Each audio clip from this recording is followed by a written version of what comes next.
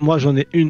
Mais Ah. c'est lié à. C'était la dernière et je sais qu'on sera vraiment pas d'accord là-dessus. Ah, parfait, let's Pour go, moi, c'est Sunny, une intéressant. populaire opinion de Sunny. Attends, Prends let's ton go. temps, prends Non, ton temps, on y va, prends ton temps. pour moi, les Shichibukai qui ont été rajoutés, en fait, c'était pas prévu dans le manga initialement. Ils ont été rajoutés après, et le fait qu'ils aient un lien pré-ellipse, post-ellipse, va faire qu'il va y avoir plusieurs incohérences dans One Piece avant la fin. Voilà, C'est-à-dire, on va se taper. c'est-à-dire, Sunny, c'est-à-dire parce que c'est Marineford, le mot Marineford est n'aura fort. aucun sens. Marineford va perdre beaucoup d'éléments. Il y a plusieurs éléments à Marineford où je vais regarder et je vais dire, bah, je comprends pas. Je vais pas comprendre, je le sais. Parce que comme j'ai dit, Fais-tu je pense que référence Mihawk. à un certain éleveur de babouins? Je fais référence à un certain éleveur de babouins, Je je me fais disais référence bien. à Crocodiles, mais plus à Crocodile, plus à Crocodile, le protégé de Nil, Attends, Nil, que- attends. plus à Crocodile encore qu'à un éleveur de babouins, parce que Crocodile, en fait, mais déjà même actuellement, je trouve que actuellement tout de suite, il y a déjà une incohérence avec Crocodile, tu vois. J'ai déjà vu pour moi des incohérences entre Marineford, et je les mets de côté parce qu'elles sont pas majeures, mais je me dis finalement elles vont être amplifiées avec le temps si jamais on doit revoir Crocodile faire des dingueries ou faire des combats intéressants, parce que nous on a connu Crocodile fort, même quand Luffy l'a battu, il était plus fort que Luffy, il a fallu des techniques, il a fallu du sang, il a fallu des trucs, des ressorts scénaristiques qui font que Luffy il est revenu à la vie 2-3 fois. Déjà l'écart de niveau qu'il a entre Alabasta et Marineford, où il y a juste quelques semaines, mois qui se passent, pas des années, il est énorme.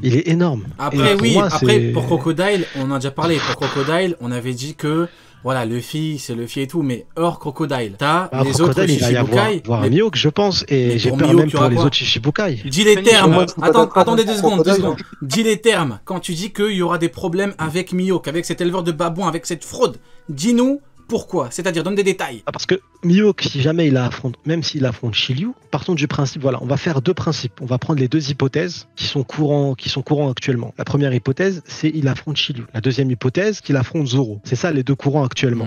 Tout à fait. S'il affronte Shiryu, même si c'est off-screen, Oda va faire en sorte que le combat il soit monstrueux.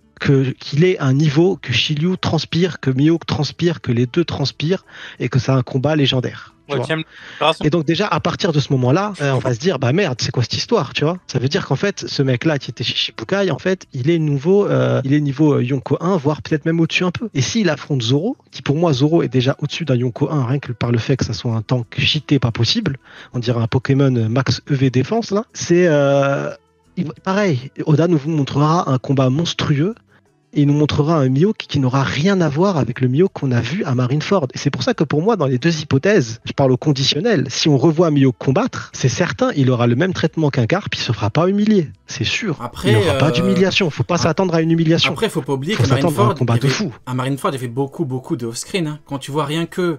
en fait, tout ce qui est arrivé après l'ellipse, bah, c'est bien plus spectaculaire. Hein. Quand tu vois rien que Marco qui te sort un Bluebird, bon, le Bluebird à Marineford, il était pas là.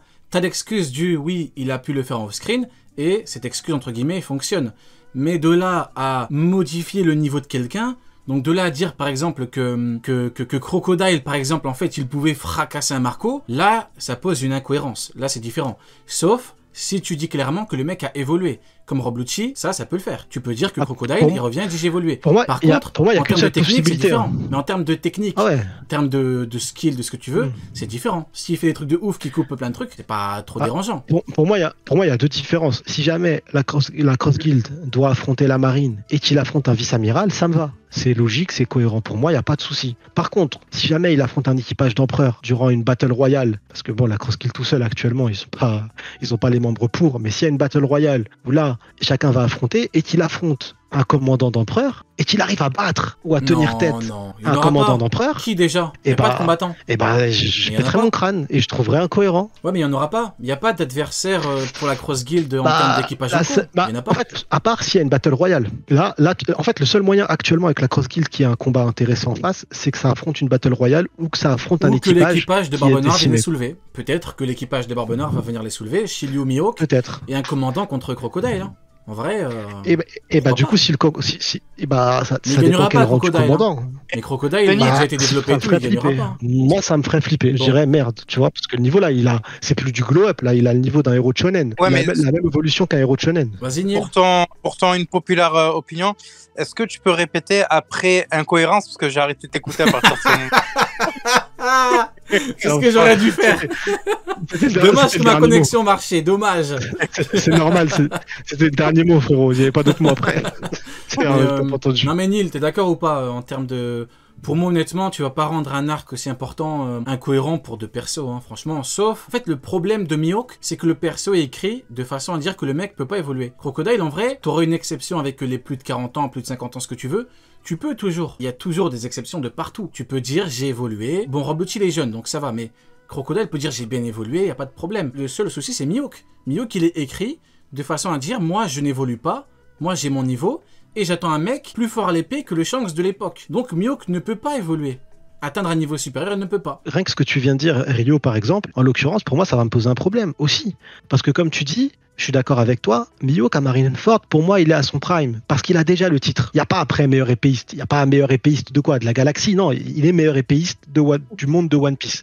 Donc il a atteint son titre, donc il est à son prime. Il est à son summum. Il n'y a plus personne, il se fait chier. Il n'y a pas d'épéiste. Il est seul tout. Donc du coup, à ce moment-là, il est à son max. Donc moi, si je vois un Mihawk affronter un Shiryu et montrer des choses que j'ai pas vu à Marineford, montrer un Mihawk beaucoup plus fort que celui de Marineford, et bah ouais, je me dirais, pour moi, Marineford va perdre Shiryu, il n'a pas le niveau Yonko, hein, donc... Je trouverais ça pas fou, quoi. Mais comment tu veux qu'il nous montre un niveau bien supérieur? Pour moi, Shiryu, il a le niveau commandant Yonko 1. Voilà, mais donc c'est ce qu'on dit. Donc commandant Yonko 1, c'est supérieur de ce qu'il nous a montré pour l'instant à Marineford, Mihawk. Moi, j'ai pas vu un Yonko 1 à Marineford. Pourquoi? Moi, je l'ai vu déjà dire face à Barbe Blanche, je vais voir l'écart qui nous sépare et mettre toute sa patate. Je suis pas d'accord avec non, c'est une attaque. Non, quand tu dis je veux voir si un boxeur dit je veux voir l'écart qui est entre toi et moi, pour voir l'écart, tu donnes tout ce que t'as. Tu donnes pas juste une pichenette, ça n'a aucun sens. Il donne tout ce qu'il a. Il a été contré comme chose. C'est comme s'il était contré par Sanji dans l'équipage des Mugiwara.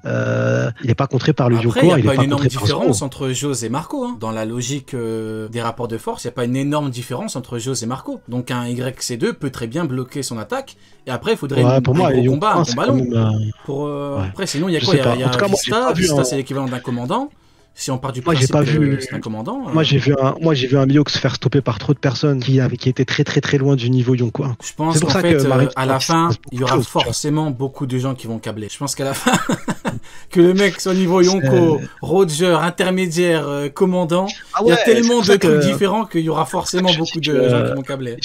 Les Shichibukai, c'est un rajout dans l'œuvre. C'était pas prévu initialement. Et du coup, je pense qu'avec ce rajout et les Shichibukai et ce qu'ils ont fait à Marineford, Marineford se verra complètement différemment quand on sera à l'ultime bataille de One Piece. J'avoue, quand tu me forces à défendre Mihawk. Tu me forces à défendre Mihawk, c'est ouais, et toi, Ken, au moins, c'est un vrai populaire opinion. Et toi, Ken, est-ce que pour toi, Mihawk pourrait, comme le dit Sunny, pourrait apporter des incohérences, pourrait nous faire dire, ah bah merde, Marineford, c'est chaud? Bah non, pas du tout. Mais après, il n'y a même pas que Mihawk. Moi, c'était par rapport à Crocodile où j'étais pas d'accord. Parce que Sonny t'a dit que Crocodile il était plus fort à Marineford que le Crocodile qu'on a vu. Alors, je suis d'accord qu'il y a une mise à jour parce que le Crocodile qui était là à Marineford, c'était un Crocodile, tu vois, qui était super badass et tout, et qui voilà. Mais dans les faits, dans tout ce qu'il a fait, il n'y a rien de ce qu'il a fait que le Crocodile d'Alabasta n'aurait pas pu faire. Hein. Les mêmes techniques d'ailleurs. Hein. Il a utilisé les mêmes techniques. Hein. De mémoire, il a utilisé les mêmes techniques. Mais c'est pour ça. C'est pour ça. Et puis même à Alabasta, il a utilisé des techniques qu'il n'a pas utilisées à Marineford. C'est pour ça que il a utilisé uniquement son fruit du démon. À Marineford. C'est pour ça que je dis que le Crocodile d'Alabasta, en fait, même s'il aurait pas dû perdre contre Luffy, mais à Marineford, il fait rien de plus qu'à Alabasta. Il n'y a pas de haki non plus. C'est vrai qu'entre-temps, peut-être plus de résistance à la limite, mais... Sur Crocodile, vous tous, il a perdu contre Luffy, N'oubliez pas, avant de perdre contre Luffy, il a gagné 2 fois contre lui. Ça aussi, tout le monde l'oublie. Et il a gagné l'une des 2 fois, malgré son point faible. Contre Aqua Luffy, là, quand il avait l'eau de Yuba. Ok, Luffy a gagné, mais il a mis 3 combats avant de gagner, tu vois. Donc, c'est pas Crocodile. Non, mais après, c'est vrai. Mais quoi qu'il arrive, il devait perdre parce que... Enfin, il a perdu parce qu'il devait perdre. Mais en tout cas, Marineford, il m'a pas... C'est Crocodile, hein. Tout le monde aime ce perso et tout. Donc, forcément, t'aimes bien ce qu'il fait. Après, là où je suis pas d'accord, c'est que il y a ce que tu dis, Sanil, je l'ai souligné tout à l'heure en disant que même si le scénario a aidé Luffy à gagner, il aurait dû mourir plusieurs fois. Mais l'élément où je suis pas d'accord, c'est dans les éléments d'affrontement de Luffy. Luffy, à un moment dans le manga, il a eu besoin d'évoluer parce qu'il était trop faible, et c'est le passage qui fait que je kiffais Nies Lobby. Il a dû créer le Gears. Le Gears lui a permis d'aller beaucoup plus vite, de pouvoir toucher des ennemis qui étaient impossibles de toucher avant. Je suis désolé. Enfin, moi, je remets ça en principe. Crocodile a été vaincu sans Gears. Et ça, c'est important dans l'œuvre. Me dites pas qu'un ennemi qui est vaincu sans Gears, c'est le même chose qu'un ennemi qui a été vaincu avec une évolution du Gears. Pour moi, c'est important. Enfin, c'est pas n'importe quoi. Le Gears, il y a une évolution importante entre Luffy Gears et Luffy hors Gears pré-ellipse. Attends, Neil, il va. Vas-y, rebondis, Neil. Ouais. Rappelle pourquoi Luffy a dû utiliser le Gears second. Pourquoi la première fois? La raison. Mais il était pas assez rapide. Voilà, par rapport à quelqu'un qui utilisait le Soru, une technique de la mafia. Mais maintenant, ils utilisent tous les combattants que Luffy affrontait après étaient super rapides. Tous. Tu compares un léopard à Crocodile. Je parle même pas du léopard, je te parle des autres. Je te parle par exemple de Doflamingo. Après Doflamingo, pour le toucher, c'était une galère déjà. Il allait super vite. Ouais, mais après, Crocodile utilise principalement son fruit. Et on l'a bien vu, il a même une faculté qui permet de one-shot, comme par exemple, c'est un peu différent, mais par exemple, du corps. Voilà, Aokiji par exemple, il te touche, il te gèle. N'oublions pas que Crocodile est capable de faire un équivalent. Il te touche, il te dessèche, donc il est également cheaté à ce niveau-là. En termes de fruits, si le combat mec, même ultra rapide, s'il le touche, il lui fait un bon espada, il le touche ou quoi, Crocodile est également cheaté, il fait son fruit. Donc certes, il manquait peut-être de résistance, et peut-être que là on défend peut-être ce qui s'apparente à de l'indéfendable, peut-être, hein, mais n'oublions pas qu'il a un fruit de ouf, et qu'il l'utilise très bien. D'ailleurs, il a une prime de 2 milliards parce qu'il a un Logia. C'est le mec qui change de truc pour le défendre. Ouais, n'oublions pas qu'il a une prime de... En vrai, je rigole. Non, mais je vois exactement, je vois ce que veut dire Neil. Mais le seul souci que j'ai, ou même ce que dit Uken, c'est que le seul souci que j'ai, on parle de cette technique de déplacement rapide. Kobe, il l'utilise à Marineford. Il se fait patate. Ouais, mais Kobe peut-il le one-shot pendant 6 jours? Ouais, mais Kobe peut-il one-shot Crocodile? Peut-il faire de gros dégâts? Ça dépend. Ah, ça c'est autre chose. Ouais. Mais en tout cas, c'est pour dire que c'est pas une technique non plus qui est réservée à l'élite de l'élite, tu vois. Et Luffy, après tous ses combats, et je parle pas que du léopard, tous ses combats, il a eu besoin de son Gears pour aller vite, pour pouvoir toucher un ennemi, et l'ennemi arrivait à esquiver les attaques. Vous voyez comment Mihawk rend fou. Tout ça, c'est à cause de Mihawk. Hein. Mes résolutions, c'était de me calmer avec Mihawk. Et ben, je vais être 2 fois plus méchant avec cette sale fraude, cet éleveur de babouins du dimanche et du lundi. Tu veux dire petit chien. Rio, je me calme. Dis-nous tout. Ça n'a aucun sens de dire oui, Kobe utilise le Soru, mais c'est pas pareil. C'est pareil dans ce cas-là. Si tu mets Kobe contre Crocodile, tu insinues que Kobe gagne facilement. Non, j'insinue que Kobe peut toucher Crocodile et faire des dégâts à Crocodile. Si t'es plus rapide que l'autre, que t'arrives... Parce que tu utilises des techniques. Luffy, je suis désolé, encore une fois, moi je parle du Crocodile que j'ai vu. Luffy qui court en claquette, tout droit en criant assez rapide. Ouais, ce Luffy-là, qui clairement, on l'a vu à Water 7, on s'est dit, mais Luffy n'a pas le niveau. Shiryu, il a le Soru ou pas? Vu qu'il était dans le GM, il était dans le GM, il a le Soru ou pas, Shiryu? Il va peut-être battre Mihawk, hein? Peut-être que Mihawk qui... On fera pas dire, et là je suis quasiment sûr et certain que les prochains combats de Crocodile, vous allez voir, ils se déplacent aussi vite, voire plus vite qu'avant. Et que du coup, ça c'était juste parce que c'était l'écriture de One Piece à l'époque.